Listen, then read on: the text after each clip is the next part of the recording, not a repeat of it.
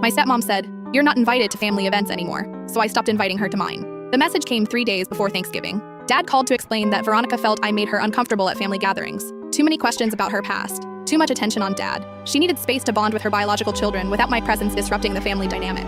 "You understand, right?" he said, his voice small. I was 22. I'd been away at college for 4 years and visited exactly 6 times, but apparently that was too much. "Sure, Dad, I understand perfectly." I stopped answering his calls after that. For 2 years, I focused on building my career in event planning. I worked 70-hour weeks, landed major corporate clients, and saved every penny. By 24, I'd launched my own company specializing in high-end weddings and galas. My client list included celebrities, politicians, and executives willing to pay 6 figures for perfection. Dad would text occasionally, updates about Veronica's kids getting into college, photos from holidays I wasn't in. Each message felt like evidence of the family I'd been edited out of. Then came the email that changed everything. A tech billionaire wanted me to plan his daughter's wedding. The budget was $2.3 million. The guest list included senators and Hollywood A-listers. If I pulled this off, it would launch me into the stratosphere of my industry. I spent 6 months making it flawless. Ice sculptures that never melted.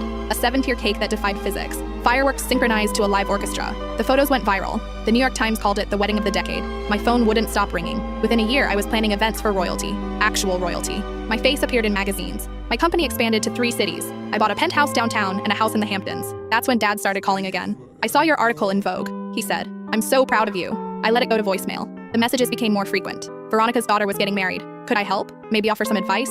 A family discount? I ignored every single one. Then came my own wedding. Dimitri proposed on a yacht in the Mediterranean. He was a venture capitalist who understood ambition. We planned an intimate ceremony at a private villa in Tuscany. 50 guests. All people who'd actually been there for my journey. Dad somehow got my assistant's number. He called her directly, asking about +1s and whether Veronica's kids could attend. My assistant forwarded me the voicemail. I called him back for the first time in 3 years.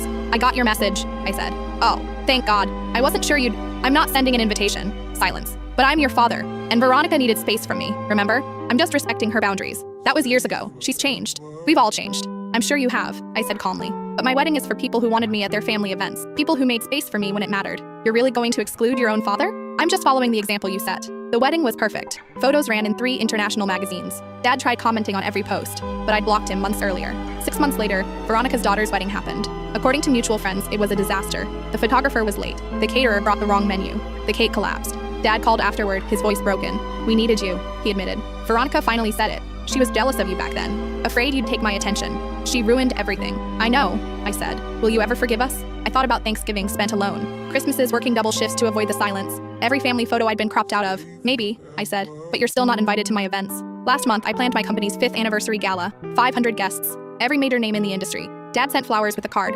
"Congratulations on everything you've built without us." I left them in the delivery box. Some spaces once created can't be uncreated. Some distances are permanent. Veronica wanted room to breathe without me in it. I gave her the whole atmosphere.